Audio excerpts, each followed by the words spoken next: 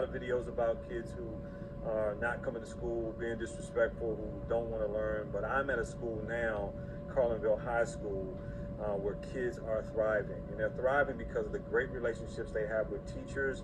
They're thriving because of the great relationships they have with one another. And I want to make sure that we don't miss those students. We don't miss the students that are coming to school every day, coming to school when they're tired, coming to school when they work jobs, right? Coming to school even though, they have other things that they may need to do outside of school. But they come to school because they love their teachers, right?